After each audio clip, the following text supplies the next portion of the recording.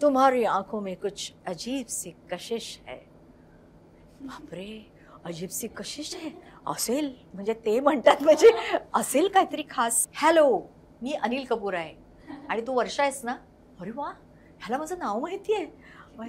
हो, फारच मला छान वाटलं. तेव्हा बाजूला सती म्हणते नाही बाजूला होणार असं. मग ती सासूला लाथच मारते. बापरे, मला दया डोंगरानं म्हटलं लाथ मारायची. फलाटला लगती ते नाही का ते आणि त्याला पूर्ण तो रेल्वेचा ठेका ठक ठक ठक ठक ठक ठक असा पक्का आहे मी करणार तुमचा वगैरे. त्याच्या हिंदीमध्ये त्याने मराठी बोललं तर मला इतकं मजेशीर वाटलं. तू तिथे मी इथे असं काहीतरी गाणं होतं. तर ते असं असं तर त्याला ते व्हायचंच नाही म्हणजे त्या बीटवर असं चढणं हे लटकणं. म्हणजे काय माकडासारखं मी लटकू ग. मला नृत्य येतं, मला कधी ते ओरडत नाहीत आणि ह्याला ओरडतात. बरं झालं मी मजा बघायची. मला छान वाटायचं. छान छान ओरडा मिळतो याला. त्यांनी पाणी दिलं, त्यांनी चहा दिला, कॉफी दिली, थँक्यू असं ती म्हणायची. तर ती म्हणे अशोक सराफ म्हणे ही सगळ्यांना थँक्यू थँक्यू थँक्यू म्हणते. कारण समाधान हे फार महत्त्वाचं आहे त्या गोष्टीत. याचा अर्थ मी अल्पसंतुष्ट आहे असं नाही. नमस्कार, मी मेधावी खोडके. मटा मनोरंजनमध्ये तुम्हा सर्वांचं मनापासून स्वागत करते. आणि आज मला प्रचंड आनंद होतोय कारण की आपल्या मटा स्टुडिओमध्ये कोण आलेला आहे तर वंडर गर्ल म्हणून ओळखल्या जाणाऱ्या अभिनेत्री वर्षा उसगावकर. कशा आहात मॅम? सगळ्यात आधी चांगली आहे. दिवसाची सुरुवात कशी झालेली आहे? मटामध्ये आले आहे त्यामुळे छानच झालेली आहे. आणि सकाळपासून ते मनात होतं की इथे मी येणार आहे. छान झाली आहे. कमाल. झोप चांगली झाली आहे. त्याचबरोबर तुम्ही आधी जशा होतात म्हणजे रूप म्हणा, देखणं रूप, आणि आत्ता अजूनही तसंच आहे, तर या सौंदर्याचं नेमकं कारण काय बरं? आनंदित राहणं मनातून. कारण आपल्याला पाहिजे तशीच परिस्थिती बाहेर असते असं नाही. आदर्श स्थिती कधीच नसते. पूर्वी कसं स्थितीवर माझं मूड अवलंबून असायचं की आज स्टुडिओमध्ये गेल्यानंतर माझ्या मनासारखं झालं, इथे माझ्या मनासारखं, त्याच्यावर माझा आनंद अवलंबून असायचा. तसा आता होत नाही.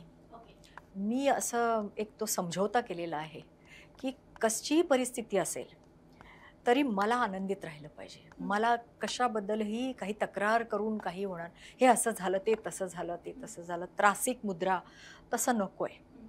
कारण प्रत्येकाच्या काही ना काही तक्रारी असतातच. म्हणून काय आपण दुःखी व्हायचं आणि छोट्या छोट्या गोष्टींवर चिडायचं, हे करायचं. चिडचिड होते ते दमल्यामुळे होते. पण मनातून आनंदी असते मी. त्यामुळे समाधानी आहे मुख्य म्हणजे. कारण समाधान हे फार महत्त्वाचं आहे त्या गोष्टीत. याचा अर्थ मी अल्पसंतुष्ट आहे असं नाही आहे. पण तरीसुद्धा आपल्याला समाधानी राहायला पाहिजे आहे त्या परिस्थितीत. कसं, कारण ह्याच्यापेक्षा परिस्थिती सुधारेल तेव्हा मी असं कंडिशनल नसलं पाहिजे सगळं. त्यामुळे मी म्हणून मला वाटतं ते कुठेतरी येतं चेहऱ्यावर. अच्छा, पण रोजचं रुटीन नेमकं कसं असतं बरं तुमचं? रोजचं रुटीन म्हणजे एकतर मला उशिरा उठायला आवडतं. जेव्हा मी काहीच करत नाही तेव्हा मला 10-11 शिवाय उठायला आवडत नाही. त्या बाबतीत मी सूर्यवंशी आहे. आणि मला असं आश्चर्य वाटतं की काही जण 7 वाजता, 8 वाजता, 6 वाजता उठतात. कितीही उशिरा झोपले तरी.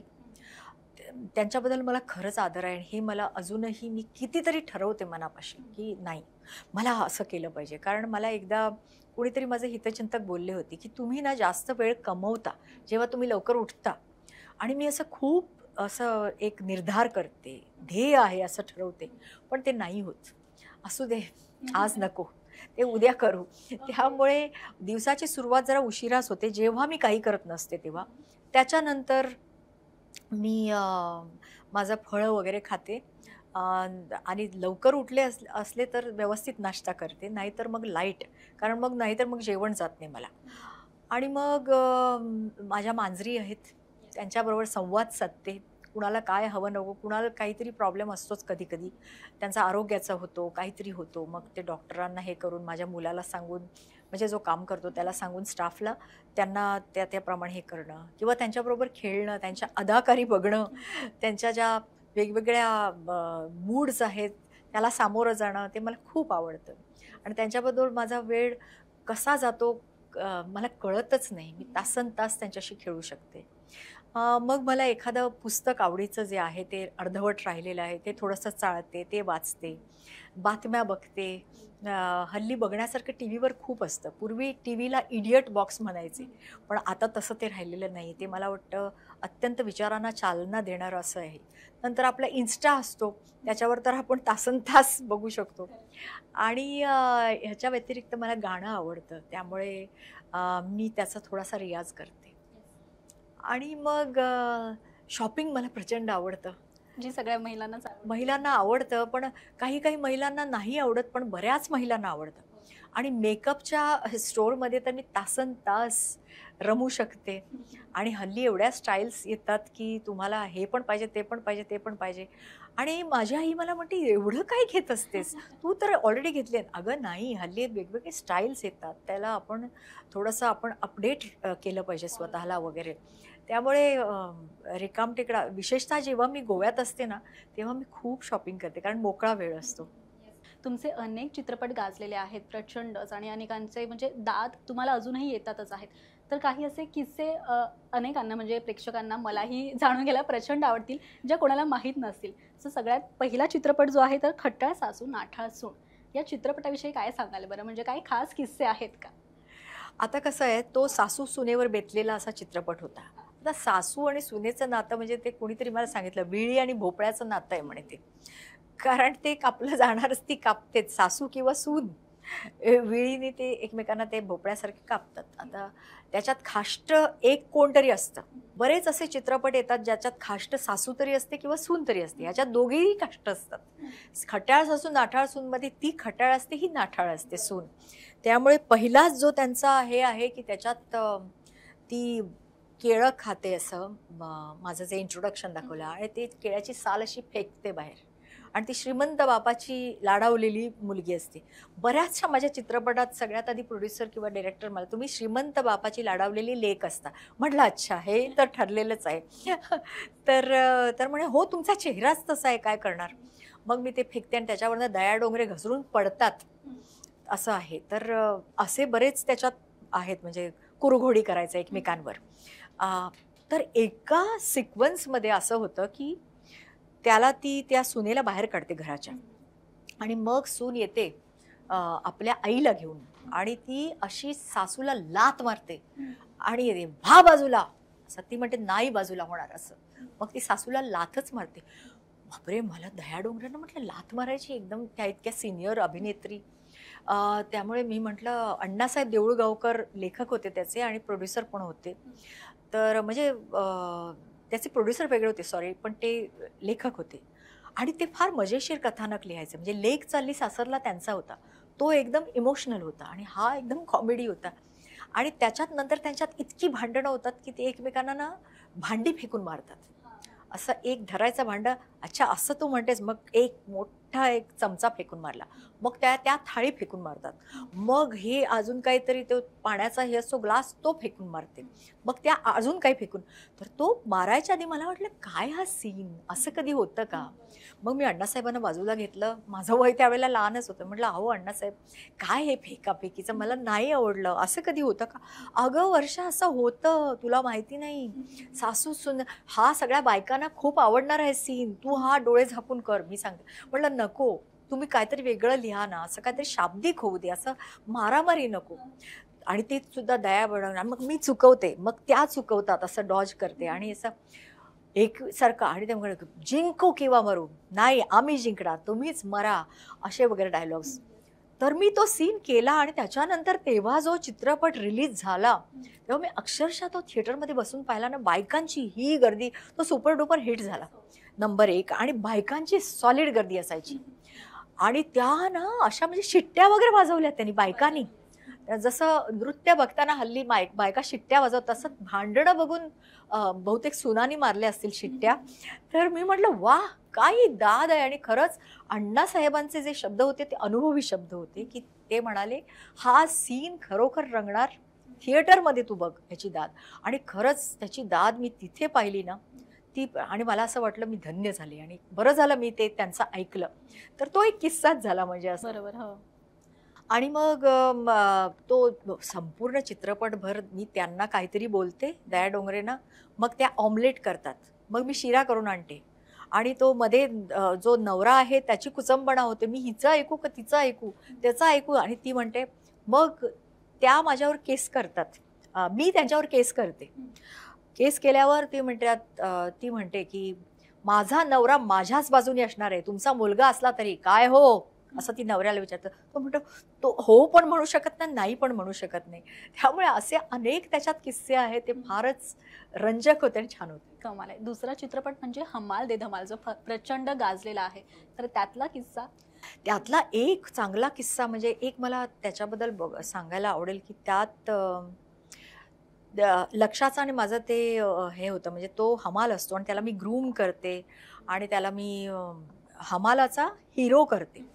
तर त्याच्यात अनिल कपूरचा एक सीन होता आणि अनिल कपूर त्यावेळेला हिंदी व तेजाब वगैरे त्याचं खूप हिट झालं होतं. त्यामुळे त्याला अप्रोच करून पुरुषोत्तम बेर्डे त्याचे दिग्दर्शक होते आणि तो लक्षाचा भाऊच, म्हणजे चुलत भाऊ काय. तर आणि पुरुषोत्तमने इतकं छान त्याचं दिग्दर्शन केलं होतं आणि छान लिहिला होता तो. आणि ते फलाटला लगती ते नाही का ते आणि त्याला पूर्ण तो रेल्वेचा ठेका ठक ठक ठक ठक ठक ठक ते गाणं, त्याने गाणी इतकी मनमोहना तू राजसा स्वप्नातला, ते गाणं एक, ते आशा भोसलेंचा मला प्लेबॅक मिळाला होता. तर त्याच्यातली मजा म्हणजे अनिल कपूरबरोबर तो सीन होता आणि मला असं वाटलं बापरे, मला खूप ताण आला होता. म्हणजे आता तो एवढा मोठा हिरो आणि मग तो काय भाव खाणार. आणि मग कधी कधी काय होतं की थोडंसं सहकलाकारांनी एकमेकांना कोऑपरेट केलं पाहिजे तर सीन रंगतो. तर त्याच्यात असं असतं की मी अनिल कपूरला अप्रोच होते आणि त्याला सांगते की तू माझ्या चित्रपटात भूमिका कर, कारण तू माझा आवडता हिरो आहेस आणि माझ्या चित्रपटात मी एक हमाल आहे, त्याला ग्रूम करते, त्याला हिरो करते, तर त्याच्यात तुझा एकतरी सीन असला पाहिजे. तर तू मला वचन दे की तू माझ्या असा. म्हटलं मी ह्याच्याशी कसं बोलणार आणि हा मला सहकार्य करेल किंवा नाही. पण अनिल कपूर म्हणाला मी मराठीत बोलणार, असं त्यांनी पुरुषोत्तमला सांगितलं. आणि मग तो म्हणाला असा पक्का आहे, मी करणार तुमचा वगैरे, त्याच्या हिंदीमध्ये त्याने मराठी बोललं. तर मला इतकं मजेशीर वाटलं. अरे वा, किती छान. आणि छान खेळीमेळीच्या वातावरणात त्यांनी तो सीन केला आणि त्यावेळेला कसं ते अप्रूप होतं, फार अप्रूप. आता कसं आहे, आता वेगवेगळे असे कपिल शो सारखे, म्हणजे अनेक शोज असतात, त्याच्यामध्ये मोठे मोठे कलाकार येतात जातात, त्यामुळे तेवढं असं राहिलेलं नाही. पण त्यावेळेला एक हिंदी कलाकार सिनेमात, मराठी सिनेमात येणं, ह्याचं एक वेगळं हे अप्रूप होतं आणि कौतुक होतं लोकांना.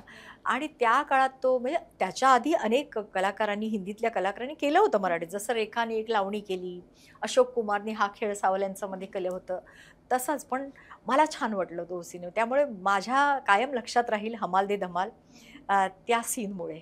ओके, पण अनिल कपूर सरांसोबत काम करताना तो वेगळा अनुभव किंवा पहिल्याच भेटीत नेमकं काय घडलं होतं, काय झालं होतं? पहिल्याच भेटीत त्यांनी मला एकदम हस्तांदोलन केलं. म्हटलं वा, हॅलो, मी अनिल कपूर आहे आणि तू वर्षा आहेस ना. अरे वा, ह्याला माझं नाव माहिती आहे. हो, फारच मला छान वाटलं. मी म्हटलं वा, ह्याला माझं नाव माहिती आहे. त्यामुळे उस गाव की वर्षा, असं तो म्हणाला. उस गाव कहाँ है ये उस गाव, असं तो मला विचारायला. तर मला फार छान वाटलं. पण असं म्हणजे एकदम मला थोडंसं अवघडल्यासारखं पण वाटलं. एवढा मोठा हिरो आहे, आपण कसं काय? हो, कसं बोलणार. आणि पण तो छान असा रमला. मस्त त्याने लंच केला आमच्याबरोबर. पूर्ण दिवस तो आमच्याबरोबर होता. कसंही म्हणजे असं जाणवलं नाही की तो मोठा हिरो आहे किंवा. आणि त्यानंतर काय झालं, मी अनिल कपूर बरोबर उझबेकिस्तानला गेले होते, कारण मी शिकारी नावाचा एक चित्रपट केला हिंदी. तो रशियन आणि इंडियन असं कोलॅबरेशन होतं. त्यामुळे मला त्यांनी आमंत्रण दिलं होतं. तेव्हा अनिल कपूर आला होता, कारण त्यांनी पण असं इंडो रशियन कुठल्या तरी चित्रपटात काम, तेव्हा आम्ही बरोबर होतो फ्लाईटमध्ये. आणि तिथे सुद्धा त्यांनी आठवणी काढल्या हमाल दे धमालच्या. तर म्हणे वर्षा, मी तुझ्याबरोबर हमाल दे धमाल केला होता, त्याच्यात एक सीन. म्हटलं छान. म्हणजे तोपर्यंत काही वर्ष उलटली होती, पण त्याला ते आठवण, म्हणजे त्यांनी ती मुद्दाम आठवण काढली. तर मला फार छान वाटलं. ओके, पण असं कोणते बॉलिवूड ऍक्टर होते किंवा ऍक्ट्रेस होत्या, पहिल्यांदाच अशी भेट झाली आणि खूप छान प्रकारे तुम्हाला असं वाटलं, किंवा निगेटिव्ह किंवा पॉझिटिव्ह दोन्हीही? राजकुमार, तिरंगा मी पिक्चर केला त्यांच्याबरोबर. राजकुमार हा एकेकाळचा म्हणजे लेजंडच. आजकालच्या मुलांना कदाचित माहिती नसेल, पण मदर इंडिया हा गाजलेला चित्रपट, त्याच्यामुळे राजकुमारची एक वेगळी ओळख. तो एक शेतकरी, फार सुंदर त्यांनी ती भूमिका साकारली. आणि राजकुमार म्हणजे एक असं फार मोठं काय म्हणतो आपण त्याला, प्रस्थ होतं. म्हणजे राज्य आ रहे हैं, राजी राजी राजी असं. आणि मला पण असं वाटलं बापरे, त्या काळचा हा चित्रपट म्हणजे 1960 मध्ये वगैरे जे चित्रपट झाले किंवा त्या काळातले म्हणजे 70च्या दशकात किंवा 60च्या दशकात, तेव्हा तो मोठा हिरो आणि आत्तासुद्धा त्यांचा तिरंगामध्ये सुद्धा काम करताना तो बडेजाव असायचा. आणि त्यांचं मुख्य म्हणजे काय माहिती आहे का, ते दुपारी झोपायचे. अच्छा. हां. हां, म्हणजे त्यांचं एवढं काय म्हणतो प्रस्थ होतं आणि त्यांची चलती होती, की त्यांना ते प्रोड्युसर वगैरे काहीच बोलायचे नाहीत. म्हणजे दुपारी झोपायचं म्हणजे काय आणि ते सुद्धा हां, लॉस म्हणजे प्रचंड. आणि बापरे! हे झोपतात आणि दुपारी 2 ते 4 वाजेपर्यंत. मग तोपर्यंत राजी एकही सीन करणार नाहीत. आणि मग ते दार बंद करून त्यांचा मेकअपमॅन सगळ्यांना सुट्टी. मग 4 तास किंवा 2 तास काहीच नाही. मग ते आरामात मग ते राजेशाही पद्धतीने त्यांचं कैसी हो वर्षा वगैरे असं दमदार, वजनदार ते बोलणं. तुम्हारी आंखों में कुछ अजीब सी कशिश है. बापरे! अजीब सी कशिश आहे असेल म्हणजे ते म्हणतात म्हणजे असेल काहीतरी खास. म्हटलं थँक्यू सो मच. आणि तेव्हा असं ते लहान वय होतं आणि म्हटलं भारावले मी अगदी. आणि मग त्यांनी कुठल्या तरी स्टार अँड स्टाईल वगैरे त्यावेळेला ती फिल्मी मासिकं असायची, त्याच्यात पण लिहून आलं माझा तो इंटरव्ह्यू. म्हटलं आणि त्यांनी पण सांगितलं की वर्षाच्या उसगावकर यांच्याबरोबर मी काम केलं, तिचे डोळे सुंदर आहेत. म्हटलं वा, म्हणजे खरंच सिरियसली त्यांना गांभीर्याने वाटतं त्यांना असं. म्हणजे एकदाच ते बोलले नाहीत मला, त्यांनी बोलून पण दाखवलं. म्हणजे असतील म्हणजे तेव्हापासून माझ्या डोळ्यांचं मला विशेष हे वाटायला लागलं, वा कौतुक. त्यांनी कौतुक केलं म्हणजे काहीतरी खास असेल माझ्या डोळ्यांमध्ये. हो, आहेच आहे का, दिसतायत ना. तर त्याच्यानंतर मी हळूहळू खुलले. म्हणलं राजी आपको मी कुठेतरी वाचलं की 40 वर्ष झाली त्यांच्या करिअरला तेव्हा. म्हटलं कसं वाटतं तुम्हाला, म्हणजे एका जर्नलिस्ट कसे विचारतात तसं मी त्यांना विचारलं. म्हटलं कसं वाटतं, तर म्हणे काय वाटायचं काय त्याच्यात, मला असं वाटतं की कालच मी सुरुवात केली. हो हो. इतकं त्यांनी छान उत्तर दिलं ना. आणि मी म्हटलं खरंच असा कलाकार असावा की त्याला वाटतं मी काल सुरुवात केली, ही 40 वर्ष कुठे गेली मला काही कळलंच नाही असं ते मला म्हणाले. म्हटलं खरंच म्हणजे जरी त्यांचं वागणं एकदम राजेशाही पद्धतीचं असलं, काही असलं, तरी त्यांना असं त्याचं काही वाटत नाही की मी 40 वर्ष मला झाली इंडस्ट्रीमध्ये वगैरे, असं नाही वाटत त्यांना. त्यांना असं वाटतं की अजून मला खूप शिकायचं आहे. आणि त्यांची ती शिकाऊ वृत्ती खूप मला छान वाटली. कमाल आहे. तिसरा चित्रपट म्हणजे रेशीम गाठी, त्याबद्दल कोणता किस्सा होता? रेशीम गाठी म्हणजे इतकी कसरत होती ना मला. रवी नमाडे, स्वर्गीय रवी नमाडे त्याचे दिग्दर्शक होते आणि रवींद्र जोशी होते पुण्याचे बिल्डर, ते त्याचे प्रोड्युसर होते. त्याच्यात अशोक शिंदे माझा हिरो होता. अशोकचा पहिला चित्रपट हा, तो इतका नवखा होता त्यावेळेला. आणि त्याचा ना नृत्याचा आणि त्याचा वाकडा असायचा. आणि त्या हबीबा रेहमान म्हणून नृत्य दिग्दर्शिका होत्या. तर त्याला इतक्या ओरडायच्या, अशोक सही से करो, ये मत करो, झाड पे चढो, उस पे लटको. तर म्हणे काही करायला लावतात ग मला, माकडासारख्या उड्या मारायला लावतात मला, असं लटकायला सांगतात. आता मी त्या बीटवर कसा वर जाऊ, त्या बीटवर कसा लटकू. एक तर त्याचा नृत्याचा वाकडा, त्यामुळे ते तिथून असा लटकून तो एका हातावर मला असं म्हणतो, तू तिथे मी इथे, असं काहीतरी गाणं होतं. तर ते असं तर त्याला ते व्हायचंच नाही. म्हणजे त्या बीटवर असं चढणं, हे लटकणं. म्हणजे काय माकडासारखं मी लटकू ग तिकडे असं वगैरे. त्याचं सगळं नेहमी असं मला दुखतंय ग अंग. त्यांचे मला खूप नृत्य करून घेतात आणि त्या नेहमी ओरडायच्या त्याला, पण नंतर खूप त्याचे लाड पण करायचे. म्हणजे आणि दोघंही आम्ही म्हणजे जवळजवळ एकाच वयाचे, त्यामुळे मला असं वाटायचं की मला नृत्य येतं, मला कधी ते ओरडत नाहीत आणि ह्याला ओरडतात. बरं झालं, मी मजा बघायची, मला छान वाटायचं, छान छान ओरडा मिळतो याला वगैरे असं. ते वयच तसं असतं ना. आणि मग तिथे ना दऱ्या खोऱ्यातून मी फिरले त्यावेळेला, कारण तो तिला ट्रॅकवर घेऊन जातो. आणि त्या ट्रॅकवर म्हणजे एकदा तर असं ह्याच्यात एक असं तलाव असतो छोटा आणि त्याच्यात अनेक खडक होते आणि माझं पाण्याचं वाकडं आहे माझं, मला पाण्यात उतरायला आवडत नाही. म्हणजे आणि मला ते टोचायचे वगैरे. मी म्हणायचे त्यांना, आता हा टेक मी एकच देते वगैरे, पण ते 4-5 टेक व्हायचे. आणि त्यांनी मला एकदा तर रवी नमाडे यांनी मला इतक्या वेळेला उडी मारायला लावली, मला इतकं लागलं. म्हटलं हे एडिट कसं करणार, हे एडिटिंग मला नेमकं कळायला लागलं होतं त्यावेळेला, कारण मी 3 पिक्चर तोपर्यंत केले होते. म्हटलं काय हे इतक्या वेळेला हे करतायत मला, काय हा दिग्दर्शक आहे मला. आणि नंतर दऱ्याखोऱ्यातून असं सिंहगडावर वगैरे त्याचं शूटिंग होतं. त्यामुळे एकसारखं चढायचं उतरायचं चढायचं उतरायचं. रात्री बेरात्री मला इतकी भीती वाटायची. भोरच्या म्हणजे जंगलात वगैरे आम्ही त्याचं शूटिंग. आणि मग त्यावेळेला तशा सुविधा काहीच नव्हत्या. व्हॅनिटी व्हॅन नाही काही नाही. हल्लीच्या हिरोईन्सना सगळं ते सगळं असायचं, आम्हाला काहीच नाही ना. मग तेव्हा कसं काय? तेव्हा आम्ही काही नाही, एक पडदा बांधला की झाली रूम. मग कुणीतरी उभं राहायचं तिकडे, मग तिथे आम्ही चेंज करायचं आणि त्याच्यानंतर आहे त्या परिस्थितीत घामेजलेल्या अवस्थेत तिथेच रिटच करायचा. वर सूर्य तळपतो आहे आणि आम्ही मग रोमॅन्टिक सीन, मी त्याच्या डोळ्यात डोळे घालून बघते आणि सूर्य तळपतोय आणि ते रिफ्लेक्टर. त्यावेळे आता कसे सौम्य रिफ्लेक्टर असतात, लाईट्स असतात त्याच्याजवळ, काही तिथे काही नाही. ते म्हणे नाही वर्षा डोळे नीट उघड. अरे डोळे नीट उघडून मी त्याच्या डोळ्यात बघू कशी, इथे मला सूर्याचा इतका त्रास होतोय. पण हे मी कसं सांगू डिरेक्टरला, कारण तेव्हा मी तशी नवखीच होते. जरी माझा गंमत जम्मत हिट होता तरी सुद्धा असं मला जरा भीती वाटायची डिरेक्टरची. आजही वाटते, आपण दिग्दर्शकाला आदर दिलाच पाहिजे. पण तरी सुद्धा आज मी सांगू अहो काय हो हे रिफ्लेक्टर जरा कमी करा हो, असं सांगू तेव्हा मी असं सांगू शकत नव्हते. म्हणजे मला असं वाटायचं जाऊ दे आपल्याला हा शॉट दिलाच पाहिजे. आणि मग ते असं असं करून एकदम असं म्हणजे वाटायचं एकदम शृंगारिक भाव चेहऱ्यावर आणायचे कसे. त्यामुळे अशा खूप आठवणी आहेत.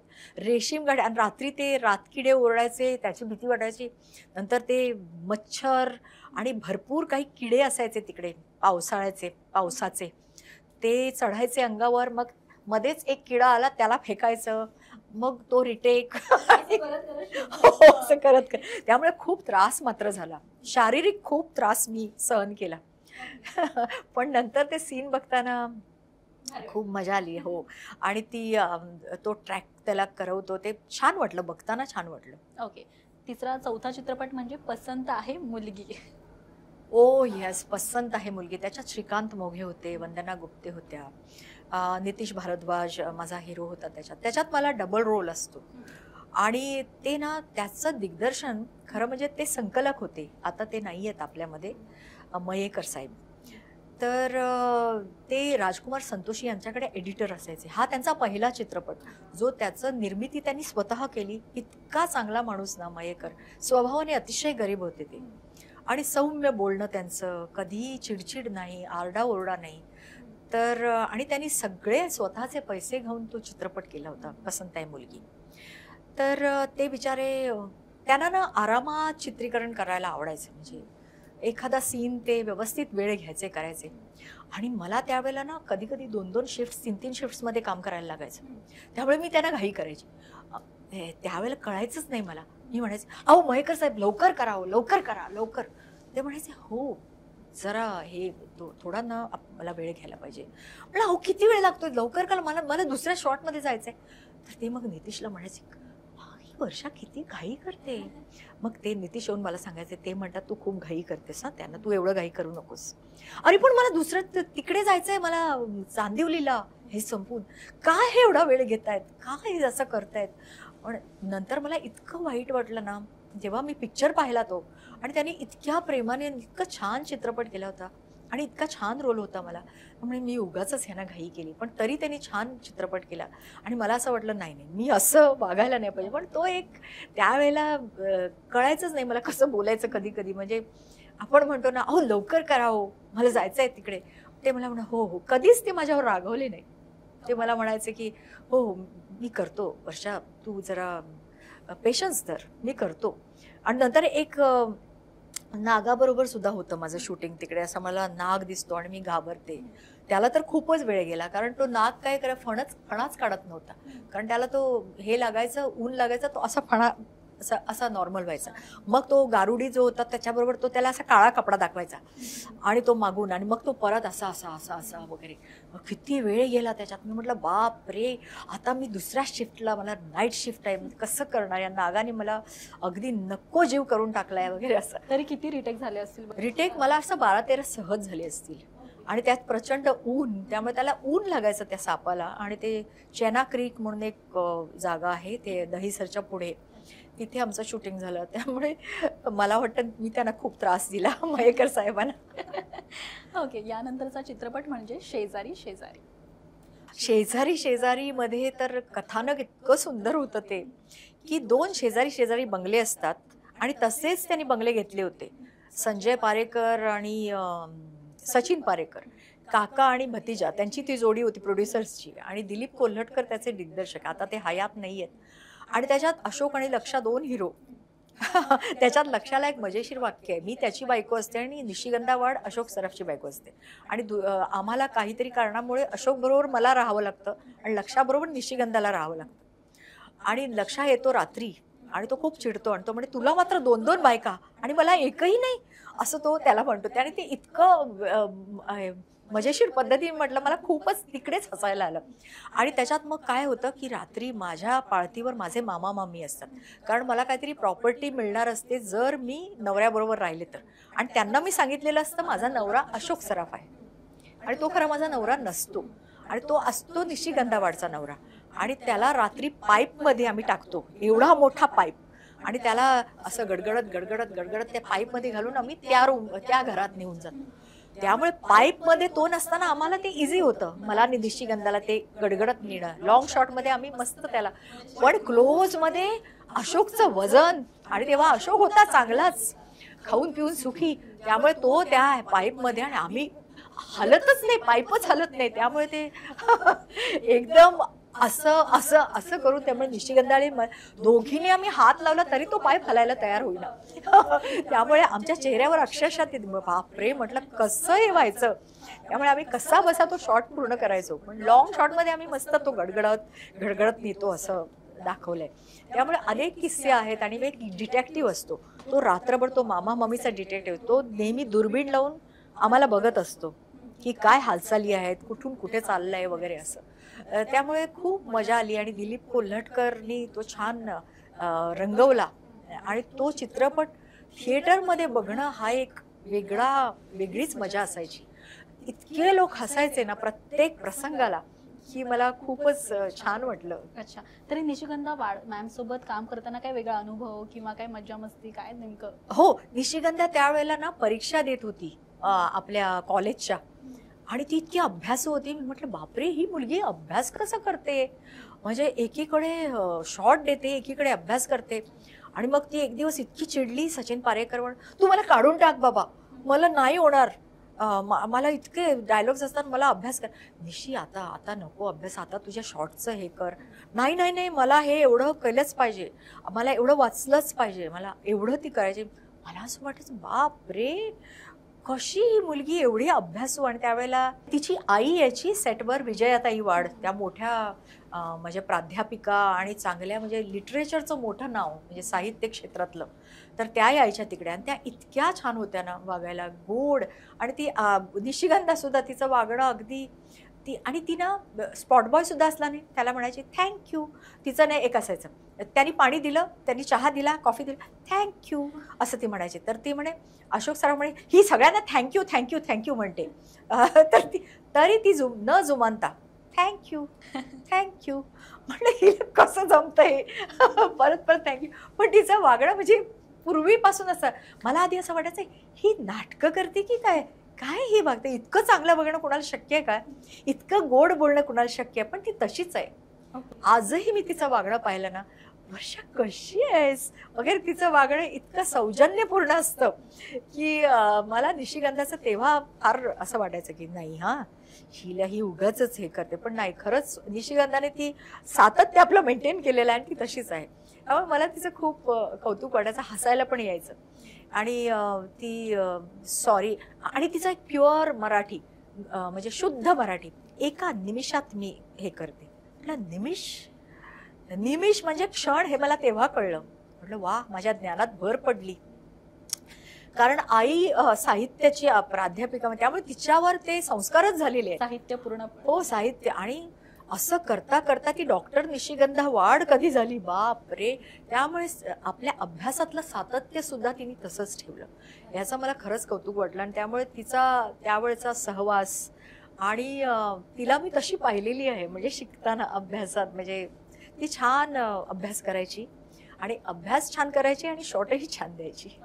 आता लक्ष्मीकांत बेर्डे सरांचं तुम्ही नाव घेतलंच, त्याचबरोबर अनेक चित्रपटांमध्ये तुम्ही त्यांच्यासोबत काम केलंच. पण आत्ता जर ते असते तर तुम्हाला काय त्यांच्यासोबत कोणती कलाकृती करायला आवडली असती? काय इच्छा होती? काय स्वप्न होते? नाही, जसं आता एक होता विदूषकमध्ये लक्षाचा अजिबात कॉमेडी रोल नव्हता. त्याच्यात त्याचा अतिशय सीरियस रोल होता. त्याच्यात तो एक थोडासा तमाशाप्रधान पण चित्रपट आहे तो आणि डॉक्टर जब्बार पटेल त्याचे दिग्दर्शक. एक तमाशातला म्हणजे तो ग्रामीण भागातला मुलगा लहानपणापासून आपल्या आईला बघतो तमाशात नाचताना आणि तो मोहन आगाशे, डॉक्टर मोहन आगाशे त्यांच्यासाठी त्या बैठकीच्या लावणी करतात आणि तिथेच त्यांचा मृत्यू होतो. ते म्हणते, "बाला मी पाहिलं नाही, पण तुम्ही बासारखे मला वाटलात." असं तो छोटा लक्षा त्यांना म्हणतो. आणि नंतर तो मोठा होतो, नंतर मोठा हिरो होतो. एक सिनेमा नटी जिचं काम मी केलं होतं, ती त्याला फसवते, त्याचा वापर करते आणि शेवटी तो एक पॉलिटिशियन होतो. तो इलेक्शन जिंकतो आणि असा त्याचा तो प्रवास. आणि लक्षाने इतकं सुंदर त्याच्यात काम केलं आणि त्याला अवॉर्ड नाही मिळाला याच्याबद्दल त्याला फार वाईट वाटलं. मला असं वाटतं की त्या वर्षीचा अवॉर्ड त्याला मिळायला पाहिजे होतं, पण ते नाही मिळालं काही कारणास्तव. कदाचित जजना असं वाटलं असेल इतर चित्रपट जास्त सरस होते किंवा जे काय असेल. पण मला असं वाटतं आज लक्ष असता तर तो सिरियलमध्ये खूप चमकला असता आणि आज इतकी माध्यमं आहेत, त्या सगळ्या माध्यमांमध्ये तो असता, थिएटरमध्ये असता, तो सिरियलमध्ये असता, तो चित्रपटात असता. आज त्याच्याबरोबर मी वैविध्यपूर्ण भूमिका केल्या असत्या. माझ्या काळात मी फक्त कॉमेडी चित्रपटात त्याच्याबरोबर भूमिका केल्या. पण एक होता विदूषकमध्ये मला लक्षाचा फोन आला आणि त्यांनी मला सांगितलं, "हा चित्रपट तू पैशांसाठी करू नकोस, हा चित्रपट तू माझ्यासाठी कर आणि तुला ह्यात ही भूमिका करायचीच आहे, कारण मला तो हवी आहे चित्रपटात." आणि मी तो लक्षाखातर केला आणि अर्थात डॉक्टर जब्बार पटेल यांच्याबरोबर काम करायला मिळेल म्हणून NFDCने तो प्रोड्यूस केला होता. तर आज लक्ष असता तर मला असं वाटतं की आम्ही वेगवेगळ्या भूमिकांमध्ये चमकलो असतो.